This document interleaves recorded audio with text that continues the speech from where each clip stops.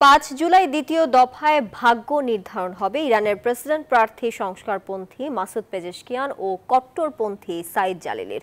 দেশটির সর্বোচ্চ নেতা খামেনির আশীর্বাদ পুষ্ট না হয়েও 28 জুনের নির্বাচনে সর্বোচ্চ ভোট পেয়ে বাজিমাত করেছেন পেজেশকিয়ান। তবে কেউ 50% বেশি ভোট না পাওয়ায় সর্বোচ্চ ভোট পাওয়া এই দুই প্রার্থীর মধ্যে হবে ফিরতি লড়াই। এরই মধ্যে যুক্তরাষ্ট্রের সঙ্গে সম্পর্ক সহ নানা সংস্কারের আভাস দিয়েছেন মাসুদ পেজেশকিয়ান। এদিকে ইরানের শাসন ব্যবস্থায় পরিবর্তনের দাবিতে জার্মানির বার্লিনে বিক্ষোভ করেছেন ইরানিরা। ইরানের সর্বোচ্চ নেতা খামেনির সমর্থন পুষ্ট না হয়েও ইরানের প্রথম দফা প্রেসিডেন্ট নির্বাচনে সর্বোচ্চ ভোট পেয়ে রীতিমতো চমক দেখিয়েছেন মাসুদ পেজেশকিয়ান। নারী অধিকার, সামাজিক স্বাধীনতা, পশ্চিমের সঙ্গে বৈরিতা কমানো এবং অর্থনৈতিক সংস্কারের প্রতি সমর্থন জানিয়ে নির্বাচনে অংশ নেন মধ্যপন্থী পেজেশকিয়ান।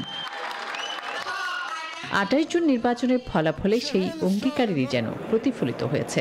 নির্বাচনে মূল প্রতিদ্বন্দ্বিতা হয় কট্টরপন্থী সাইদ জালিলি এবং মাসুদ পেজেশকিয়ানের মধ্যে। তবে নির্বাচনে প্রেসিডেন্ট হওয়ার জন্য কোনো প্রার্থী প্রয়োজনীয় 50% বেশি ভোট না পাওয়ায় এই দুই প্রার্থীর মধ্যে আগামী 5 জুলাই ফিরতি লড়াই হবে। আমি মনে করি পরিবর্তনের আশায় দ্বিতীয় রাউন্ডে অনেকেই ভোট দেবে।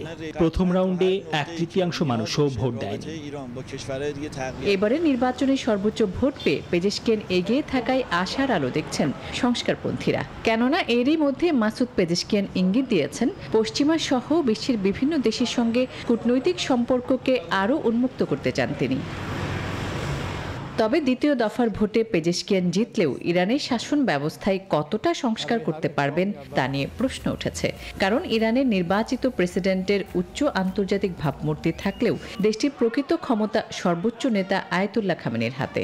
তার অধীনে রয়েছে ইরানের বিচার বিভাগ, সংসদ, গার্ডিয়ান কাউন্সিল এবং সশস্ত্র বাহিনী, এমনকি ইসলামী বিপ্লবী গার্ড বাহিনীর নিয়ন্ত্রণও খামেনির হাতে। আসমাতুলি, নিউজ 24।